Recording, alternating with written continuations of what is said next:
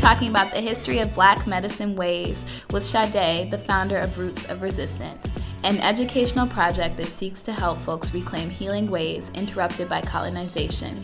Roots of Resistance operates under the belief that bodily autonomy and culturally relevant medical care are essential to liberation, and that learning to heal ourselves is a liberatory praxis of self-determination and resistance.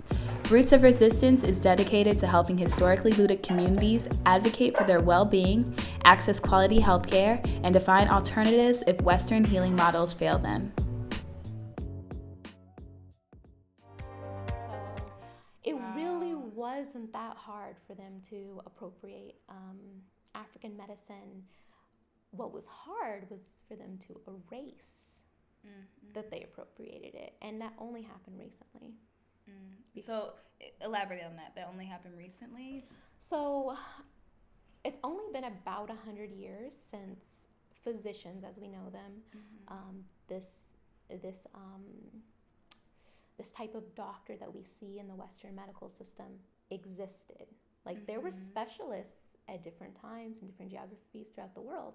There were people that were surgeons, there were people that were considered healers, even though, you know, most people had some type of healing medicine that they worked with, there always were specialists. So that's not a new idea. But these white men decided that they wanted to be the ones that everybody goes to the exclusion of everyone else.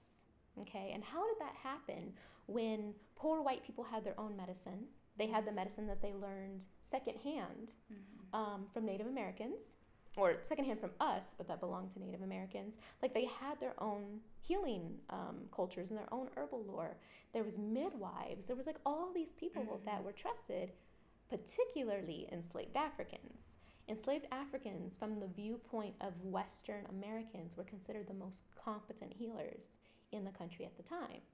So how did white men become who we turn to? And now we have some diversity, like we have women, there's, you know, a few Black doctors, there's a lot of, you know, people that are non-white POC, but it was white men that set up and these professional groups. They organized themselves into the American Medical Association and all these different associations only 100 years ago. And they would use these heroic methods, heroic meaning really aggressive methods of like bloodletting. So if you had a cold or a fever or cancer, they would cut you and let you bleed for so many minutes. Is that where the leeches came from? Do you remember, like, people used to leech? I mean, that's a practice that's older than America. That's older than, you know, colonists in America. But that was like one of the primary things that they used. Bleed it out. And purging. So they'd give you these really harsh emetics, these things that make you vomit, and they would cause you to purge. Right? So they were doing these types of things, and they were not very effective. Only in certain conditions are they effective, right? But they were using it for everything. And so the average person didn't want to use a white, you know, physician. People that were enslaved didn't have a choice, right? And a lot of times slaveholders, slave owners would have contracts with doctors. It's like, okay, you're going to come onto my plantation once a year or as needed, you know, kind of like how we have with veterinary doctors. It's very similar setup, because of how they viewed Black people. And those doctors would come in and make recommendations, and a lot of times the enslaved people were like, I'm not doing this. So they would pretend to take the medicine. Sometimes they didn't have a choice. Sometimes they would take that remedy and then they would just go do what they're going to do. And sometimes they hid their illness altogether so that they could practice medicine on themselves the way they wanted to. And in the other colonies, like in the Spanish colony, Africans were pretty much allowed to do what they wanted because it was the crown, the Spanish crown, that was funding everything. But in the British colonies, which is what the original 13 colonies mostly were, and then Louisiana later became, and then the rest of the United States later was, because the whole of the United States is now an Anglo colony, a British colony. But in the British colonies, it was venture capitalists, so people that were funding themselves. They were the ones that came out here and set up these businesses, and they didn't really have to report back to any sort of crown or authority. So they all had a variety of practices, okay? So that means some of them had bigger operations and had entire hospitals on their plantation, right? Oh, wow. And sometimes African women were part of the staff, right? But usually there was a white person at the top, some type of doctor, physician. Sometimes these plantations were owned by doctors because now they have access to bodies. Sometimes, like I said, they would have a contract and somebody would come in every once in a while. And sometimes they would be like, you know what? I'm really trying to save money, so do what you're going to do. As long as people weren't dying and people were able to stay healthy enough to continue to give their labor, they would cut corners, just like we have businesses doing nowadays. Like there's a variety of ways people approach business, and some tend to cut corners, which may bite them later, and some will kind of stay on top of things. But I won't really say that some people were more ethical than others because they were all slave owners. So, yeah, so ethics are kind of out the window with that one. But the reason why it's important to know this is because some Black people were able to freely practice, and some had to do it in secret.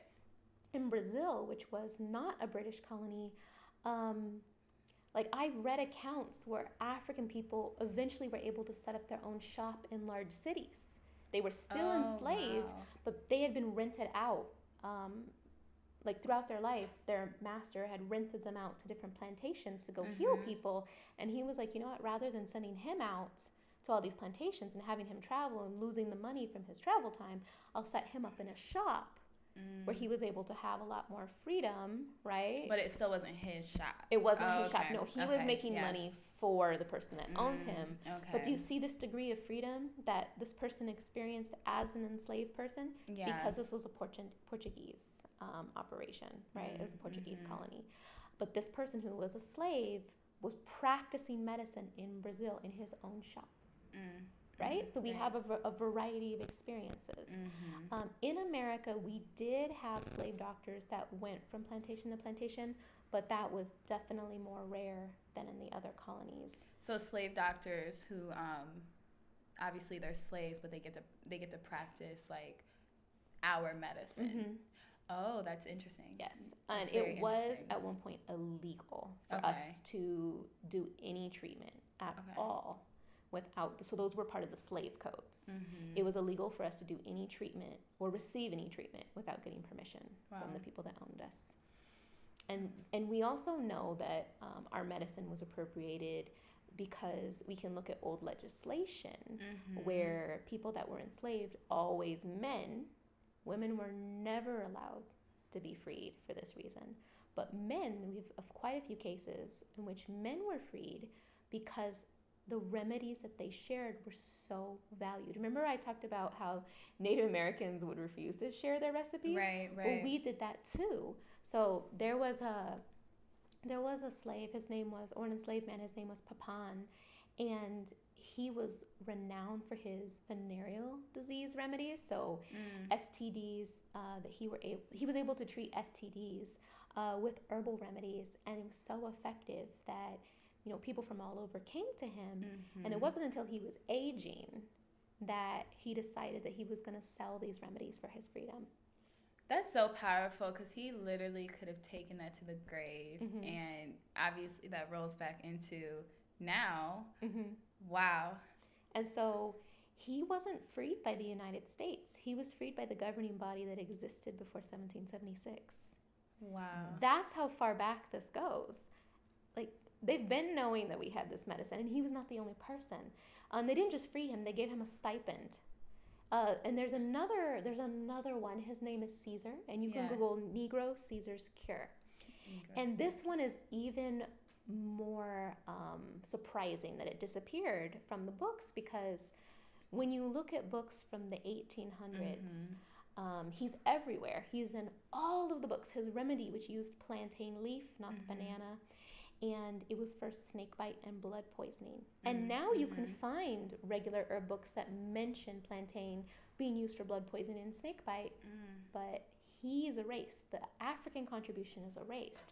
I don't know if this man actually invented this recipe. He might have gotten it from a Black woman. He might have gotten it from a Native American, but the point is, Euro-Americans only found out about it through him.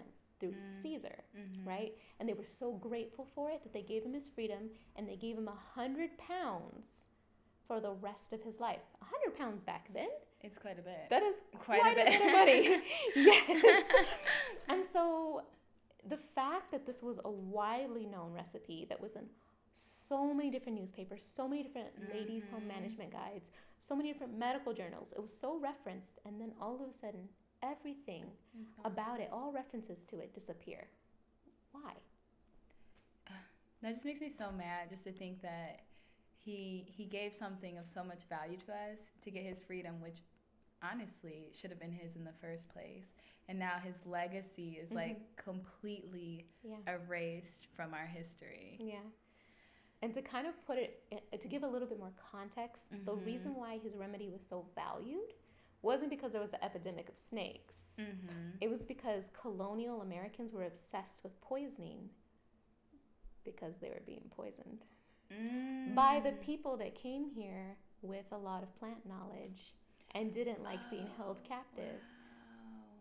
Wow. So it's all circular. It all comes back around. That's crazy. So both sides of it speak to our, at the time, superior plant knowledge, our superior knowledge of botanicals. Because in the context of America, we knew more about the plants in this area and how to utilize them than Europeans did. I think it's interesting, though, that they were still able to maintain that power over us. Like, I think just in general, when we think about slaves and, like, riots and uprising, we realize that we have so much power as people, but then we were still able to be kind of, like, pushed down and pushed to the side at the same time. But it took hundreds of years. Yeah. The first 200 years, like, they were shooketh. Like, it was a real hard time for them. Yeah.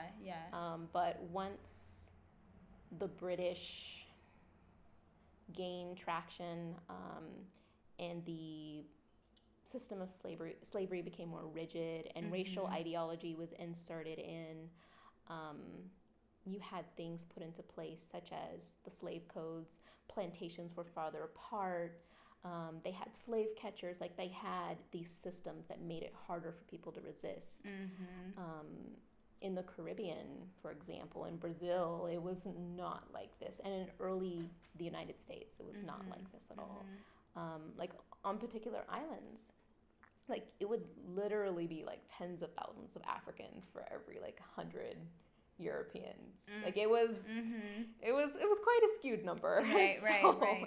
They were risking a lot because they kept importing all these Africans against their better judgment. And there's lots of letters that you can find where they're kind of cautioning each other, saying, let's ban the import of Africans because they're going to massacre us. Like, we just had a massacre last week. Right. Like, we got to learn our lesson. Like, wow. And so they were running scared for a long time. But eventually, you know, several generations later, right? Because when you're bringing in first-generation Africans, they still remember home.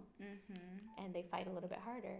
Right. By the time you're on your third generation, you know, this is all they know. Where do they go? The fight in them kind of dies down in a sense. They fight in a different way. They still resisted,